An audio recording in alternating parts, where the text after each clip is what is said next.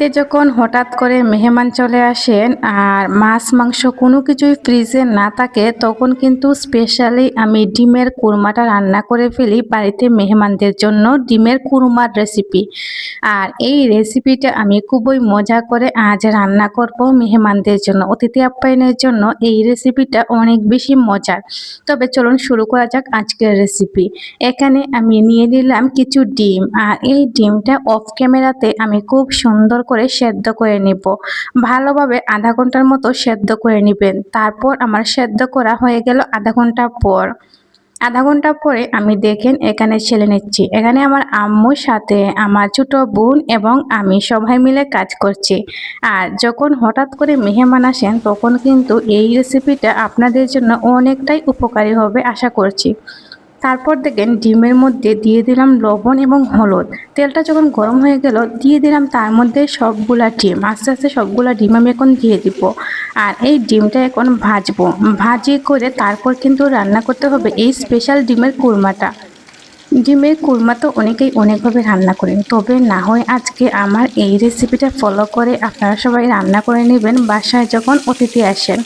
অতিথিরা আসলে তখন কিন্তু মাথার মধ্যে চিন্তা থাকে যে তাদেরকে কী দিয়ে খাওয়াবো, আর কী দিয়ে খাওয়ালে তাদের মন ভরবে আর তাদের পেট ভরবে। আসলে সবাই তো বাসায় যখন মেহমান আসেন, তখন সবার মধ্যেই কিন্তু এই চিন্তাটা বারবার ঘুরপাক খায়।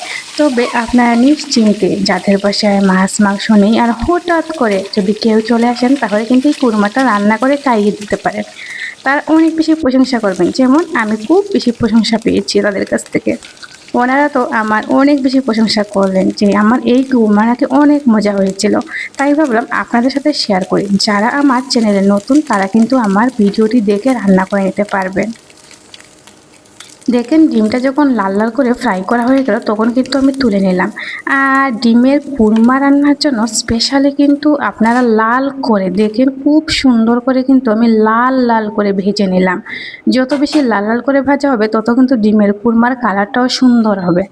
আপনারা যারা আমার পুরো ভিডিওটি দেখবেন, কেউ কিন্তু স্কিপ করবেন না, তাহলেই বুঝতে পারবেন আজকের ডিমের কালারটা কীরকম হয়েছে। সাধারণ একটা কালার হয়েছে আজকের ডিমের।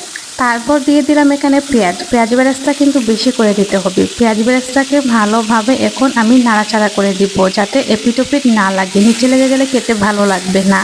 আর সব তরকারিতে আমি যখন তেলটা দিয়ে দিই, তেলটা দেওয়া হয়ে গেলে যখন আমি পেঁয়াজ রসুন দিয়ে দিই, তারপর কিন্তু আমি নাড়াচাড়া করতে থাকি।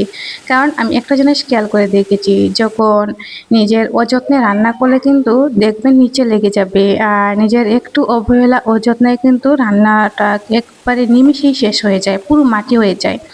যার কারণে আমি যখন রান্না করে আসি, তখন কিন্তু সব ফোকাসটা আমি রান্না করে দিই। কারণ রান্না করে খাবার আইটেম যদি ভালো না হয়, তাহলে কিন্তু কিছু করতে ভালো লাগে না। খাবার আইটেমগুলো আমি মাস্ট বি ট্রাই করি যে খুব সুন্দর করে একদম নিখুঁতভাবে রান্না করার জন্য। তারপর দিয়ে দিলাম এখানে দেখেন লঙ্কার গুঁড়া, হলুদের গুঁড়া, সাথে আমি দিয়ে দিলাম ধনিয়ার গুঁড়া এবং দিয়ে দিব শেষে জিরে গুঁড়াটা।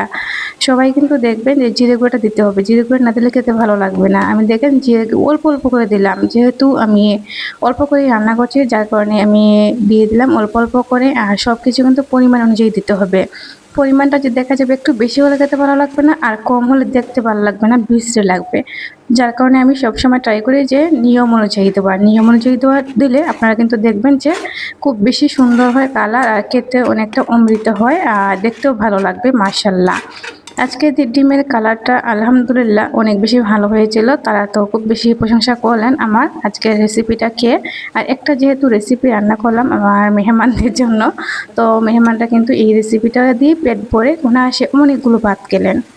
ইভেন তো আমিও খেয়েছি। বাই দ্য ওয়ে, এখন কিন্তু দেখেন ডিমটাও দিয়ে দিলাম। দেখেন ডিমটা দিয়ে আমি একটু হালকা পাতলা নাড়াচাড়া করে দিব। ডিমটা খুব সুন্দর করে নাড়াচাড়া করে দিতে হবে। তার মধ্যে কিন্তু কোনো পানি দেওয়া যাবে না। একটু দেখেন মাখো মাখো করে, আমি যেহেতু রান্না করব, মাখো মাখো করে রান্না করলে খেতেও ভালো লাগবে। আমার ডিমটা কিন্তু আস্তে আস্তে হয়ে যাইতেছে। তো আপনাদেরকে আমি একটাই রিকোয়েস্ট করব, যারা আমার চ্যানেলে এখন পর্যন্ত সাবস্ক্রাইব করেন নাই, অবশ্যই কিন্তু আমার চ্যানেলটা সাবস্ক্রাইব করে আমার পাশে থাকবেন, যাতে আমি নিত্য নতুন ভিডিও ছাড়ার সাথে সাথে আপনাদের কাছে নোটিফিকেশন যায়, এবং সেই নোটিফিকেশন ধরে আপনারা আমার নতুন নতুন ভিডিও দেখতে পারেন। এই যে দেখেন গাইস, আমার কিন্তু রান্না অলরেডি হয়ে যাইতেছে, আমার রান্না কমপ্লিট। আমি এখন নামিয়ে নিব। আমার ডিমটা কিন্তু নামানো হয়ে গেল। সবাই তো বসে আছেন টেবিলের মধ্যে ভাত নিয়ে। আসলে কিন্তু গরম পোলাও আমি রান্না করেছিলাম, যেহেতু আর কোনো কিছু নাই, তো ভাবলাম যে তাদের জন্য পোলাওটাও রান্না করি। সাদা পোলাও রান্না করেছিলাম। সাদা পোলাওটা আমি সবার পাতে দিয়ে দিলাম। এখন আমি সবাইকে ডিমটাও দিয়ে দিব। সবাই বসে আছেন কখন আমার ডিমটা হবে আর তারা খেতে পারবেন। আসলে এইরকমটা সিচুয়েশন আসলে খুব বেশি ভালো লাগে। যখন মেহমান বাসায় আসেন, মেহমানরা এইরকমভাবে বসে থাকেন খাওয়ার জন্য। আর অনেক বেশি ভালো লাগা কাজ করে নিজের ভিতরে, যদি তারা খেয়ে প্রশংসা করেন। তারা বসে আছেন সাদা পোলাও নিয়ে। তবে আপনারা গাইস অবশ্যই কিন্তু সাদা পোলাও রান্না করবেন এই ডিমের কুরমার জন্য। কুরমা দিয়ে সাদা পোলাও খেতে কিন্তু ভালো লাগবে। আপনারা দেখেন আমার ডিমের কালারটা অসাধারণ হয়েছে না আসলেও? তবে আজকের মতো এখানে বিদায় নিচ্ছি। সবাই ভালো থাকবেন।